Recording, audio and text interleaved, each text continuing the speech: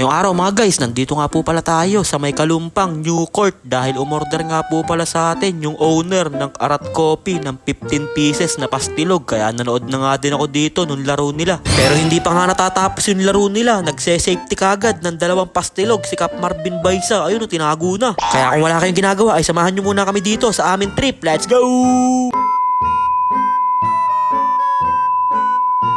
So, ayun po umorder nga po pala sa atin ng 15 pieces na pastilog yung may-ari ng Arat Coffee na si Boss Jan at ipapafood trip nga daw niya to sa mga player niya dahil may laro daw sila dito sa may bagong court sa may Kalumpang. Kaya dinala ko na nga din dito yung mga order nila dahil magsisimula na nga din yung laro nila kaya makanood muna saglit. At kakasimula pa lang nagpakitang gilas kagad si Idol dun sa ilalim. At hindi pa nga siya tapos dyan, gumagawa pa siya ng mga quality na moves, may kasama pang foul and 1. At nagpakawala na nga din dyan si Idol Delpin ng isang 3 joints. Pero nabawian naman kagad sila dito nung kalaban nila. Medyo nakakalito nga lang yung kulay nung magkabila ang team. Sabay dumating na nga dyan si Madam, may dala pa siyang mga mineral water para sa mga player nila. Kaya nilamon kagad ni Baisa doon yung mga kalaban niya sa ilalim. Kaya na kay Idol dito binigay sa kakampi niya dire-diretso sa basket, kinaliwa pa para sa easy 2 points. Kaya nasa Arat Coffee ang bola, na kay Idol pumepeke, biglang dumire-diretso sabay ni reverse pa. Grabe moves naman yun. Kaya nasa Arat Coffee ang bola, na kay Idol tumatawag siya ng play, biglang cross over, dumire-diretso sa basket, easy 2 points yun para kay Idol.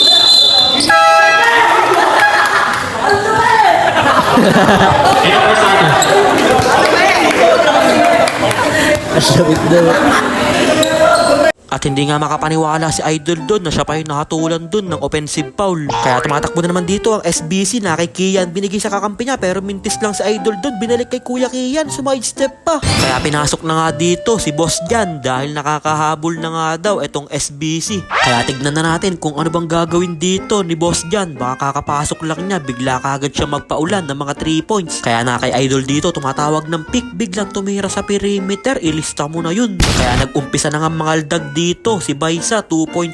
Ayun grabe moves yun, may kasama pang foul and 1. Kaya na kay Boss Jan dito ang bola, binigay sa kakampi niya, umispin move si Idol kaso natapal siya dun pero humatol yung ating referee ng foul. Kaya nasa SBC ang bola, kumaliwa si Idol pero sila pa din nakakuha ng rebound, wala na naman yung tira, sila na naman nakakuha pero napasok na yun ni Idol. Kaya na kay Idol dito biglang tumigil sa perimeter, sabay tinira, ilista mo na yun. Kaya nangaldag na nga dyan yung tunay na Baisa pero nahatulan siya dyan ng ating referee ng offensive foul dahil sabi nung referee siniko mo pero sabi naman ni Baisa, hindi naman siko ginamit ko rep, balikat lang. Umarte lang yung kalaban wala pa naman akong ginagawa, tumalsik kagad. Kaya patuloy na nga dyan ng SBC sa magandang run na ginagawa nila. Grabe moves naman yun para kay Idol. Sabay nakaagaw pa sila dito, na kay Idol dahan-dahan nagmamadali, cross over, binigay sa kakampi niya, ang gandang pasa naman nun pero sabi ng ating referee traveling. Kasi nauna yung hakbang mo kaysa sa lakad, kaya traveling ka talaga dun. Sabay nakabawi naman dito ng pass break ang Arat Coffee, kaya easy 2 points yun para kay Idol Delpin. At dun na nga din nagtatapos yung ating second quarter, kaya halftime break muna tayo at medyo malaki pa nga yung kalamangan dito ng Arat Coffee. Kaya pagbalik dyan ng third quarter ay binawasan kagad ni Kuya Kian yung kalamangan dito ng Arat Coffee ng isang 3 joints. Kaso lang naagawan dyan si Kuya Kian, kaya nakapass break pa dito si Baisa, mintis lang yung layup niya pero napalo up pa din niya yun. Kasi banliit lang nung kalaban niya, hindi na makakasabay sa kanya yun. Pag sumabay yun, ball basket pa yun and 1. Kaya napatawag muna ng timeout dito ang SBC dahil medyo lumalaki na ulit yung kalamangan ng Arat Coffee. Pero hindi naman pumayag doon si Scotty Thompson at nakashoot pa ng easy 2 points. Sabay nakashoot din si Idol dyan ng easy layup. Pero sabi dyan ni Idol Delpin, ay ganun-ganun lang ba yun? Ito ang 3 joints para sa inyo, ilista mo na yun, papangs. Kaya nasa Arat Coffee na naman ang bola, binigay kay Boss Jan sa gilid, open na open, mintis lang siya dun, sayang. Pero sabi ni Boss Jan, ganun talaga ang bida, nagpapauna lang. Medyo kinakapaka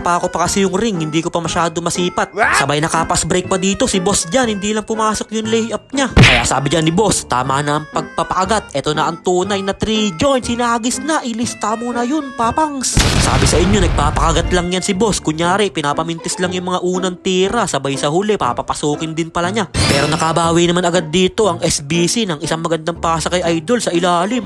Kaso lang natakbuhan kagad sila dito ng Arat Coffee, kaya easy layup yun para kay Delpin. At hindi Hindi pa nga tapos yung laban nila ay kumukuha kagad ng 2 pastilog si Idol Marvin Baisa. Sabi niya, ise-safety ko na to, Kuya Ninin, baka magkaubusan pa. Kaya tumira na dito si Kuya ng isang 3 joints, hindi lang pumasok yun, kaya inayaw na yung laban. At sa huli, panalo na nga dyan ng Arat Coffee at sila na ang papasok sa ating semifinals. Kaya congrats sa magkabilaang team sa napakagandang laban na pinakita nyo. At ito nga pala yung ating best player, ayun, pinitikan pa ni Rep. Grabe naman si Rep, bandaming talent, referee na, cameraman pa. Kaya nagpicture muna dyan sa gitna itong mga player ng Arat Coffee. Kaya maraming salamat po kay Madam saka kay Boss dyan, yung may-ari ng Arat Coffee sa pag-order po sa amin ng pastilog. Sa uulitin po. Kaya yun lang mga guys, maraming salamat nga po pala sa walang sawang pagsuporta at sa palaging panonood. I-follow nyo na si Ninin Vlogs para sa mga susunod pang vlogs. Mag-ingat po kayo palagi. Bye bye yo!